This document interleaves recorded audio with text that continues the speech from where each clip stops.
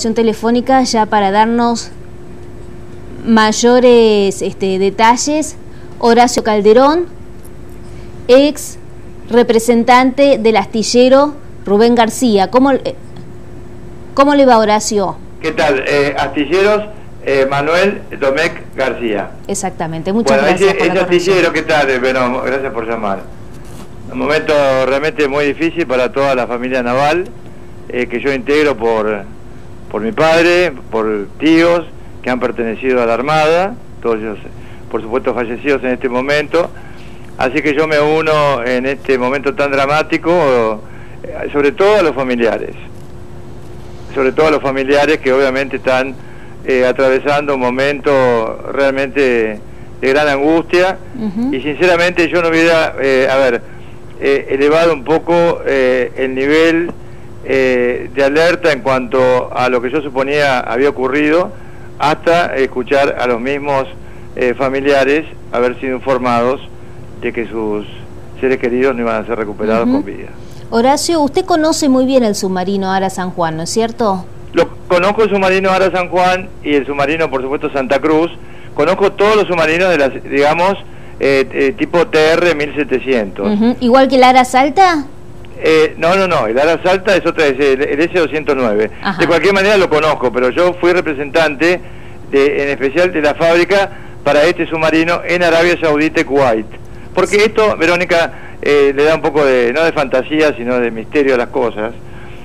A veces a uno le ha pasado como las producciones de cine dedicadas a la cuestión de los espías, o de las cosas, o de las negociaciones misteriosas, etcétera, que se hacen, etcétera. Bueno, a mí me fueron a buscar, en principio, a partir de los antecedentes de la Guerra de Malvinas, para que representara al astillero y promocionara al astillero ante potenciales compradores que yo, debo aclarar, consideraba poco probable, porque por ejemplo Arabia Saudita y Kuwait no tienen suficiente profundidad ni puertos adecuados, por ejemplo, para tener, por ejemplo, un submarino de estos. Pero sin embargo yo estuve reunido con el comandante en jefe de la Marina Real Saudita, además con una reunión preparada por el embajador argentino en ese país o encargado de negocios. Horacio, le quiero hacer una pregunta. Usted que conoce el submarino, sí. ¿Hay alguna posibilidad de que exista algún sobreviviente, teniendo en cuenta que el submarino está construido por compartimentos, ¿no? O sea, tal vez haya algún lugar donde puedan haberse resguardado. Uno no puede dar seguridades, no tiene que hablar de grados de probabilidad de ocurrencia, ¿no? Es una frase técnica que yo siempre uso, porque entre comillas seguro lo llevaron preso, o sea que no se puede dar nada por seguro. Lo que yo sí doy por seguro, que en este momento es de bajísima probabilidad, para no decir nula, porque a mí no me gusta hablar con certezas, de que lamentablemente debemos considerar perdida la unidad y a los tripulantes que estaban a bordo del submarino Ara San Juan. Según estuve leyendo, de estar en la plataforma continental ahora el submarino, que es algo que se está tratando de encontrar, no serían más de 200 metros de profundidad, reitero, en caso de que el submarino esté en la plataforma continental. Ahora, como ustedes saben, no se puede descartar que la nave se haya desviado, y además al haberse quedado sin energía eléctrica, entiendo yo, sin instrumental, podría haber derivado en cualquier otro lugar, y estamos hablando ya de entrar dentro de la superficie del talud, que es, digamos, la parte donde se hace mucho más profundo el océano, y esto quiere decir que el submarino puede estar a 200 metros de profundidad, pero también a 3000. ¿Esto es correcto? Exactamente. Bueno, muy acertada su afirmación, ¿no? Con esto, evidentemente, puede haber habido no una deriva directamente, porque hablamos de deriva, a lo mejor esto significaría que estuviera en superficie. Lo que yo creo que puede haber sido un corrimiento en el lecho del mar, ¿no es cierto?, desde una profundidad, como se dijo públicamente, que puede ir de los 200 metros hasta los 3000 metros. Si estamos hablando de 3000 metros, ya no es la plataforma continental argentina, es el talud, y según el punto, si uno ve un corte de todo esto, es un corte escalonado, porque obviamente en el fondo del océano las profundidades podrían ser mayores, sobre todo con la existencia de corrientes. Yo quiero, acudiendo a la opinión de expertos en la materia, ¿no? Por ejemplo, uno de ellos es Ricardo Bursaco, director de la revista Defensa y Seguridad, de la cual yo soy de alguna manera subdirector, asesor general. Nosotros coincidimos en que, a ver, la mayor probabilidad que puede haberle ocurrido al submarino y haber provocado su hundimiento es que el agua de mar podría haber entrado al submarino y tomado contacto con el ácido de la batería, ácido sulfúrico, etcétera, que provoca una alta emanación de hidrógeno, que es un gas sumamente explosivo, que, por ejemplo, históricamente hace décadas atrás destruyó al dirigible de Hindenburg en Estados Unidos. Claro. Que una propaganda alemana, bueno, eso es largo de contar para el televidente, no. Entonces, ¿qué sucede? Debe haber existido un rumbo de agua dentro que permitiera, aunque sea mínimo. Para que usted se dé una idea, una pinchadura, el submarino fue reparado y cortado por la mitad. Sí, ahora cuando el submarino es reparado, sí, y ahí lo dejo terminar la idea, sí, pero para compartir con nuestros televidentes, tengo entendido yo, Horacio, que este submarino, reitero, de origen alemán del año 1985, tuvo una reparación que se inició aquí en la Argentina en el año 2008 y que termina recién en el año 2014. En esta reparación, reitero, según tengo entendido, se han reemplazado absolutamente todas las partes que se tenían que reemplazar con los mismos originales alemanes. Esto es decir, si se cambiaron las baterías, se volvieron a traer las mismas baterías de la misma marca desde Alemania. ¿Esto es correcto? No. Esto puede ser parcialmente correcto y ahora en todo caso lo explico. Lo que yo quería decir para no digamos que no quede como colgando la idea es lo siguiente. Para que usted se dé una idea, en 1 centímetro cuadrado de pinchadura de un submarino, de este submarino o cualquier otro submarino, pueden entrar varios metros cúbicos de agua por hora. Supongamos que eso haya ocurrido, que se hayan incendiado las baterías, que las hayan conseguido reparar y que el comandante decidiera continuar. Bueno, luego ha podido entrar una vía de agua, esa vía de agua tomar contacto con los componentes de la batería, con el ácido, y causar una explosión con el gas de hidrógeno. Sí. Entonces, cuando se habla, yo creo que ahí en esto sí se equivocaron al dar el parte público hoy, porque se hablaba de implosión y se hablaba de explosión. Bueno, la explosión puede haber ocurrido, usted algo habló de esto cuando comenzó el programa, puede haber ocurrido dentro del casco, dentro, digamos, del submarino, ¿no? Y haber causado una implosión que pudo quitarle la vida a la totalidad de la población. Ahora, pero esta rajadura de la que usted hablaba, posible... No, yo no hablo de rajadura, cuidado, estoy hablando una sola pinchadura. Una posible pinchadura, una posible pinchadura, claro, una posible pinchadura no, porque si yo digo, obviamente, si entraba agua en las baterías, no porque se rompió una cañería teóricamente del barco, o que alguien dejó abierta una canilla, o sea, es una cosa mayor. Claro. Estamos hablando, cuidado, Verónica, de probabilidad de ocurrencia. Claro, sí. ¿No? Entonces, bueno, pasando ahora, y bueno, que eso causara, entonces, una explosión de las baterías y de toda esa zona, y esto llevara a una implosión dentro del submarino que pudiera haber terminado con la vida de los tripulantes, o con gran parte de ellos o lo que fuera, pero que esa explosión y la implosión no destruyeron el submarino. El submarino es posible, es probable, que esté intacto en el lecho del mar a una profundidad no determinada. Ajá. Contestando su pregunta con respecto a las baterías, se hizo un replacado de las baterías. O sea, se utilizaron contenedores y partes y repuestos que no estaban en ese momento en Alemania, estaban acá en la Argentina, estaban almacenados, preservados. ¿De dónde salieron? Y eran parte de los repuestos y los componentes, los motores que se iban a utilizar para la fabricación de 3 submarinos de los cuales yo era representante para que invirtiera a alguien del exterior, se pudieran terminar y se pudieran vender. Uno de estos, o sea, era el ARA San Juan, evidentemente. Y el otro el ARA Santa Cruz. El ARA Santa Cruz, que es gemelo, ¿no? Que son gemelos, pero... Ahora, mire, le quiero leer esto que es muy cortito, que tiene que ver con las baterías, Horacio. Sí. Los problemas con las baterías en el TR 1700, es decir, en el submarino ARA San Juan, no eran una novedad. Los trae desde su diseño en Alemania, en los albores de la década 1980, a pedido exclusivo de la Argentina. A propósito de esto, hay que saber también, según este artículo, que la Argentina es la dueña de la licencia y el único usuario de esta clase de submarinos.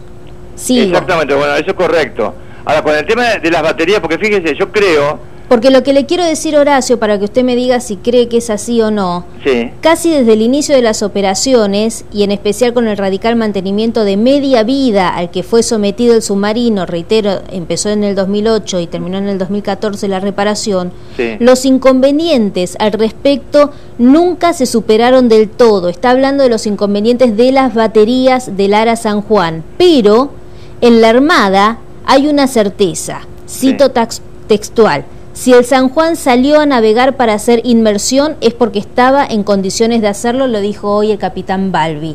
¿Esto de las baterías es así como dice aquí el artículo? A ver, con respecto a las baterías se hicieron un replacado, como quiero yo enfatizar, a las 960 baterías, son 960 toneladas, cada una pesa 1 tonelada. Esto fue un contrato entre la Armada Argentina y Barta, que es una empresa importantísima, fabricante de baterías para submarinos.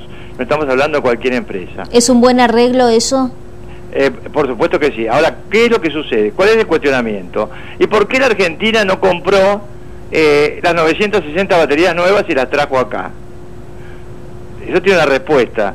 Porque al recomponer, mejorar, instalar las baterías en el submarino nuevas, acá, entre comillas, recauchutadas, para que todo el mundo entienda, bueno, eso ayudaba a mejorar las capacidades que tenía la Armada Argentina, y que fueron destruidas durante la etapa de gobierno del doctor Carlos Menem, que decidió la desactivación del astillero.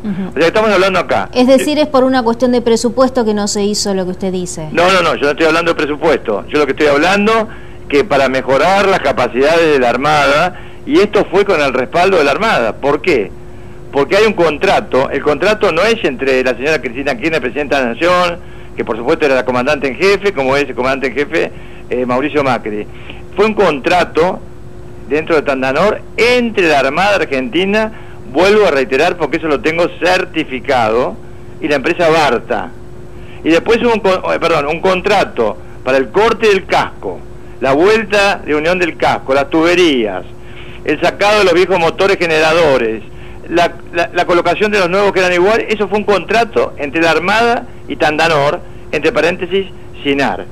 Y con respecto al motor propulsor eléctrico, que es el que mueve la hélice, fue un contrato entre la Armada Argentina y Siemens.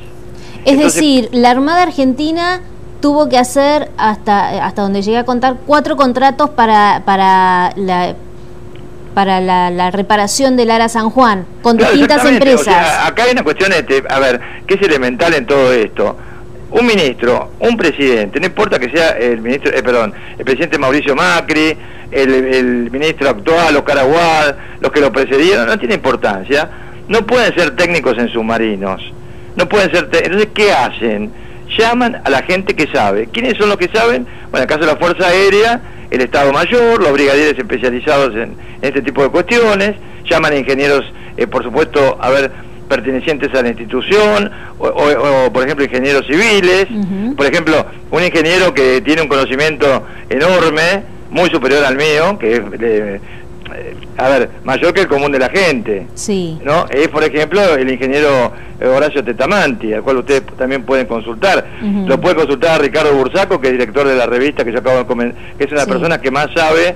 Ahora, Horacio, pero estos contratos, sí, a su manera de entender, ¿han sido buenos contratos? Bueno, por supuesto. Acá yo creo que hay una cuestión. El submarino ha estado, en operaciones desde el año 2014 hasta ahora. ha tenido incidentes el submarino, ha tenido incidentes con las baterías, y tuvo un incidente no hecho público.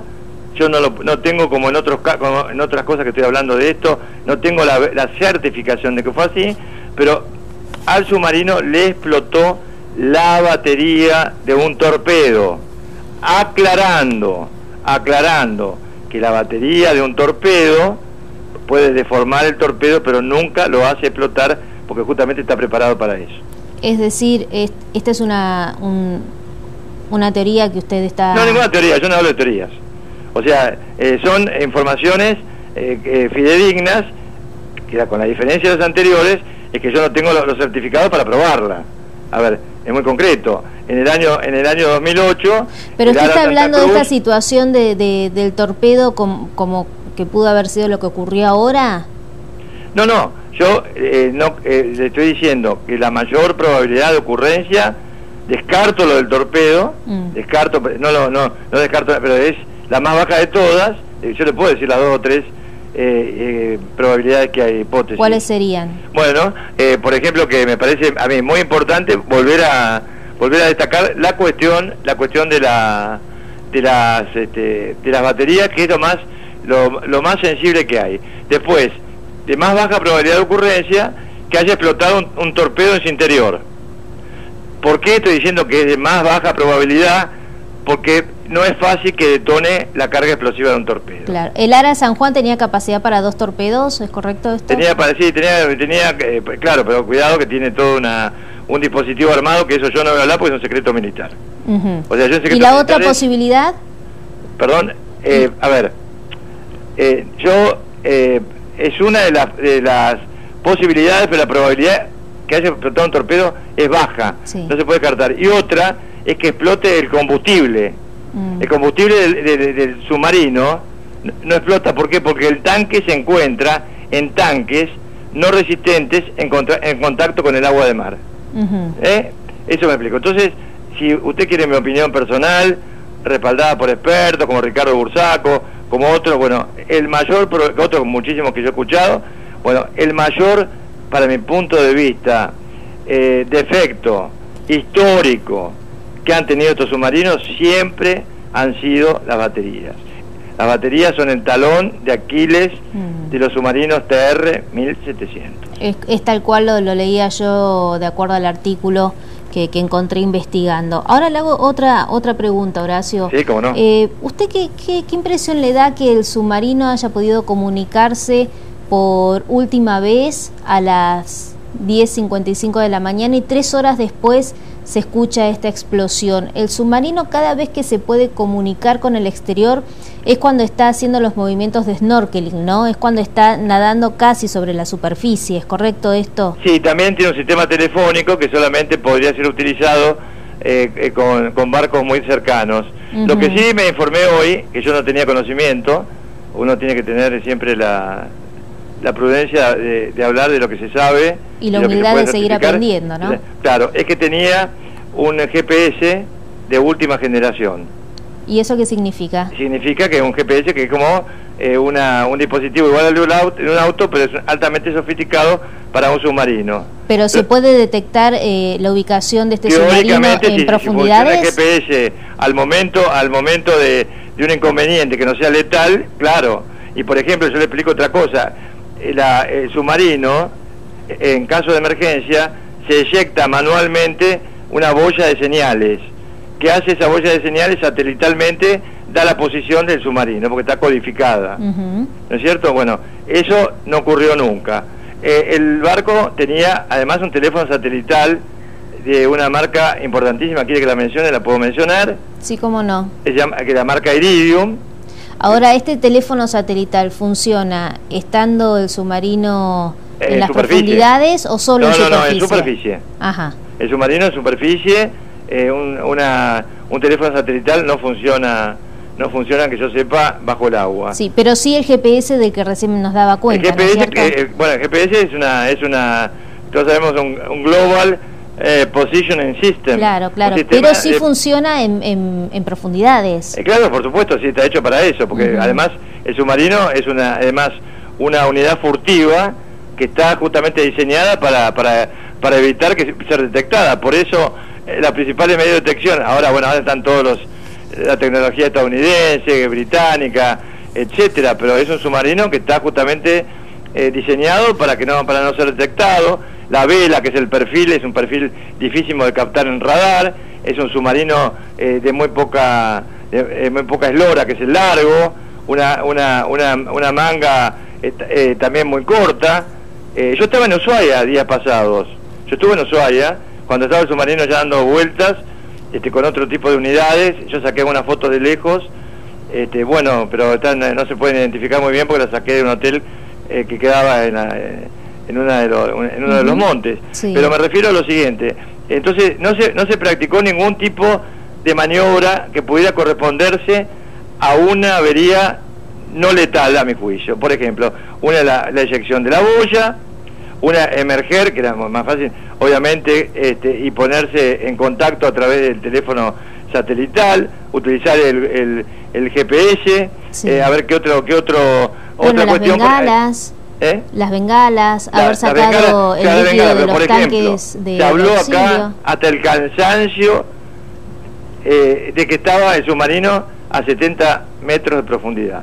A 70 metros de profundidad hay maniobras de escape del submarino. ¿Cuáles son las maniobras de escape? Desde la escotilla del submarino hasta 50 centímetros del piso se baja un dispositivo que se llama pollerita. Esa pollerita, como si fuera un cilindro, es con un cilindro realmente, se baja. Mientras tanto, los tripulantes, porque esto es estado de emergencia, están cada uno con su traje de acuanauta, para llamarlo de alguna manera, para que todo el mundo entienda, y los tubos de oxígeno. ¿No? Hasta ahí me sigue. Sí, sí. Se inunda totalmente el submarino. Cuando el submarino está totalmente inundado, comienzan a subir por esa pollerita, pasan la escotilla y van yendo hacia la superficie, donde ya previamente se deberían haber expulsado balsas en un caso ideal, como ocurrió en Perú. En Perú se salvaron. Claro. Bueno, claro, entiendo, es como que el agua misma los va subiendo. No, claro, bueno, ¿qué pasa? Pero ¿qué sucede con esto? El problema es que los buzos, por ejemplo, a 70 metros, no pueden bajar a 70 metros y subir de golpe. Claro, no, ¿por qué? Porque les causan embolia y se mueren inmediatamente. Claro, que es lo que pasó con muchos de los tripulantes del submarino peruano. Exactamente, ellos le explicaron bien que tienen hay un aparato médico especial que a los que llegan vivos se los puede de alguna manera intentar salvar. Entonces, ¿pero cómo se hace esto? Bueno, a lo mejor el mismo Bursaco es buzo, si el hijo es buzo, le puede explicar mejor que yo. Tienen que ir subiendo hasta determinada profundidad, como si fuera por pisos, sí. ¿No? En el agua. Sí. Primer piso, segundo piso, tercer piso, hasta llegar a la superficie sin peligro de la embolia. Claro, pero esto es hasta 60 metros de profundidad. Claro, entonces cuando a mí me hablaban de que el submarino estaba a 70 metros de profundidad, mi primera pregunta fue ¿cómo es posible que no haya habido una maniobra de escape? Y por último, es clásico en cualquier tipo de unidad, sumergible, submarino de este calibre, bueno, es golpear las paredes del submarino con masas. ¿Por qué? Porque usted sabrá que las ballenas se detectan sonidos a muchísima distancia. Sí, claro. Entonces, al golpear la pared del submarino, eso es muy importante recalcarlo, a lo mejor usando el código Morse, 3 barras, 3 puntos, 3 barras, 3 puntos, esos serían golpes distintos, claro. 3 golpes iguales, 3 golpes similares diferentes. Es el pedido de ayuda, y es lo que todos habíamos creído hace unos días atrás, que eran estos ruidos que se habían escuchado que terminaron siendo ruidos biológicos. Claro, pero además hay otra cuestión que también ha desorientado a lo mejor en un principio las operaciones de búsqueda. ¿Cuál es? Que el caladero donde van a robarnos las riquezas naturales y vitícolas que nunca explotamos nosotros, bueno, barcos, cuando un pesquero entra en estado de emergencia, ¿qué hacen? No van a pedir auxilio, no van a llamar a Puerto Argentina para que vaya alguien a rescatarlos, no. Ellos agarran, dejan que el barco se hunda, se van a otro velero, después cobran el seguro, o intentan cobrar el seguro. Bueno, ¿pero qué pasa? No se registran los lugares los lugares donde en definitiva terminan esos pesqueros en el lecho del mar. Entonces, cuando hay, a ver, un aparato, un sistema satelital con toda esta alta tecnología que se utiliza en este momento, bueno, ¿qué pasa? A ver, lanzan un sonido, el sonido tiene un eco. Claro, ahora entiendo. Bueno, hasta que puede ser producto el eco, de cualquiera de todas estas naves que quedan abandonadas. Claro, pero en el entonces, océano. bueno, pero ¿qué pasa? Obtienen una especie de señal positiva.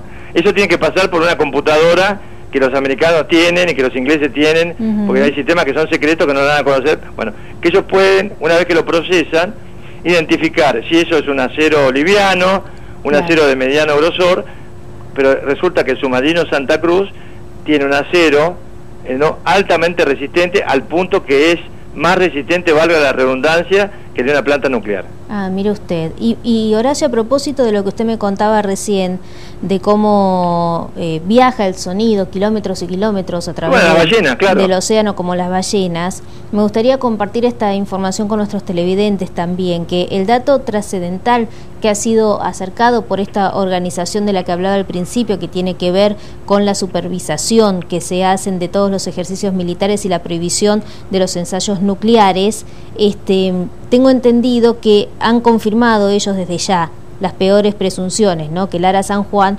sufrió este evento cataclísmico en plena navegación hacia Mar del Plata, a 300 millas náuticas al noreste del último punto de contacto radiofónico que tuvo, que fue a más de 400 kilómetros de la costa patagónica frente al Golfo San Jorge. Pero lo que me ha llamado poderosamente la atención son los equipos de medición con los que cuenta esta organización internacional, y tiene que ver con estos equipos que están ubicados estratégicamente en distintos puntos del océano, y aparentemente son dos de estos equipos, uno ubicado en la isla Crozet. Exacto. Y el otro situado al sudeste de Sudáfrica. Exactamente. Son dos sensores a 7.000 kilómetros y otro a unos 10.000 kilómetros de distancia, quienes registraron el suceso catastrófico que habría hecho sucumbir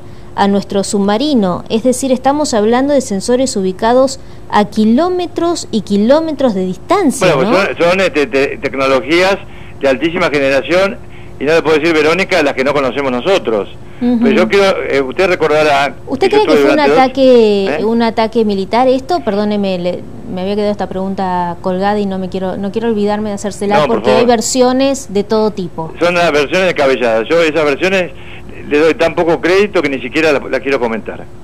Les doy... la verdad que hay personas que tienen ese tipo de teoría.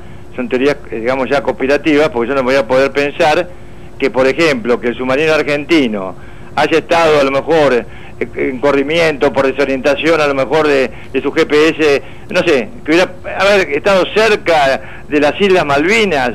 Y entonces, por ejemplo, a mí me llaman por teléfono y me dicen, mire, yo a usted le aseguro que fueron los británicos que con un submarino caza submarino. Entonces, bueno, ese tipo de cosas, a esas personas había que mandarlas al primer nosocomio, instituto psiquiátrico, además de todos estos que han inventado estos audios que han estado, viralizándose por las redes de WhatsApp, que yo le he recibido de amigos míos confiables, gente que quieren a las Fuerzas Armadas, que quieren a la Marina Argentina, y que realmente a mí me daba vergüenza ajena, porque eso hay que investigarlo. Porque estos audios falsificados, Verónica, no los han hecho personas que no conocen. Ahora, usted que conoce desde adentro, ¿no?, la situación, por lo menos de la Armada, el presupuesto que se maneja es bajo, en promedio, hablando en promedio de la región, ¿no es cierto?, sacando a Venezuela. No, perdón, es miserable. O sea, el presupuesto que tienen las Fuerzas Armadas Argentinas en cuanto a su Producto Bruto Interno es miserable. No sé si llegamos cero, yo no soy especialista en eso, al 0,80 del Producto Bruto. ¿Puedo hacerle una pregunta desde mi absoluta ignorancia, ¿no? En algunas cosas somos dos, a lo mejor yo también, ¿no? Creo que Argentina no es un país bélico, ¿no? ¿Qué tan importante de todas formas es tener un mejor presupuesto para nuestras Fuerzas Armadas. Por supuesto, lo que pasa es que el presupuesto de las Fuerzas Armadas se va un 80% para el pago de sueldos, claro, y también al personal, digamos, en retiro. Entonces, la forma de solucionar eso es muy simple. Hay que crear una caja especial, a mi juicio, separada del presupuesto que tiene que estar destinado justamente, a ver, yo diría, no tengo miedo de usar la palabra, a la reorganización de las Fuerzas Armadas Argentinas. Tiene que haber una política de Estado, tenemos que pensar estratégicamente qué Argentina queremos para el año 2030, en consecuencia, qué Fuerzas Armadas necesitamos, cuáles son nuestros, posibles adversarios históricos, porque la Argentina está en estado de indefensión, en materia de defensa nacional, en materia de seguridad interior, con un país carcomido desde décadas por el narcotráfico, que se está tratando de hacer algo, y también con un aparato de inteligencia nacional desmantelado y lamentablemente en muchos aspectos con personal que, diría yo, no está capacitado para desarrollar las tareas de inteligencia que corresponden. Sí. Ahora, Horacio, la última pregunta, muy cortito, Sí. ¿Hasta qué profundidad debería estar el submarino para que pueda ser rescatado más allá de la situación que ya sabemos, ¿no? Que hay pocas probabilidades de que haya sobrevida, pero hasta qué profundidad pueden llegar los medios de rescate para levantarlo y rescatar a la tripulación que seguramente está adentro, si haya sido una implosión o lo que sucedió? Bueno, cómo no, la famosa campana esta que está a punto de operar, no sé si ha comenzado a operar, sí. Además primero hay que identificar dónde está el submarino para intentar, en el caso que esté a una distancia lógica de rescate, estén o no vivos sus tripulantes, bueno, esa campana puede más o menos superar los 1270 metros. Ah, bueno. Creo que hay además otro tipo de recursos que no sé si están en juego en este momento. El submarino... Pero es posible, más allá de los 600, 700, 800, hasta 1000, 1200 hay que tener cuidado metros. Porque el submarino tiene una característica, ¿no? Vuelvo a reiterar, tiene uno de los aceros más resistentes que hay en este momento, que supera al de una planta nuclear. No hay una ciencia exacta, porque como decía un experto que yo consulté, bueno, nadie va a probar justamente. Usted mencionó una prueba que se hizo, ¿no? Sí, hasta 660 metros de profundidad. Claro, eso fue un simulado, pero no hay una ciencia exacta que me diga a mí, a qué profundidad podría, por ejemplo, en ese caso a lo mejor implosionar y explotar y destruirse el submarino San Juan, que es el que está en este momento en juego. Entonces, en la medida de que el submarino esté a una profundidad aceptable, aunque pasaran a lo mejor meses, bueno, podría ser de alguna manera rescatado por la ayuda de las grandes potencias y de acuerdo a tratados y convenios internacionales, que son los que en definitiva han permitido que países como Estados Unidos, Gran Bretaña y todos los que se han sumado puedan venir en nuestra ayuda en este momento, porque la Argentina no está en condiciones prácticamente de rescatar nada. Brasil también colaboró, Uruguay, es muy larga, digamos, la lista y lo que se han ofrecido. Horacio, yo me quedaría, tengo muchísimas más preguntas para hacerle, parece mentira, pero es un tema que nos conmueve de tantas formas que, bueno, tenemos tantas consultas, pero se nos acabó el tiempo. Estuvimos todo el programa hablando de esto, ha sido un placer como siempre, desde ya muchas gracias. Sé que ha estado ocupado, así que le agradezco muchísimo esta comunicación. Para ustedes, ya que estoy con muchísimo gusto siempre a disposición. Muy amable. Hablábamos con Horacio Calderón, ex asesor del Ministerio de Defensa. Ha sido más que interesante escucharlo. Nosotros nos tenemos que despedir con la esperanza de que puedan encontrar este submarino prontamente y dar esta buena noticia a todos ustedes. Muchas gracias por habernos elegido.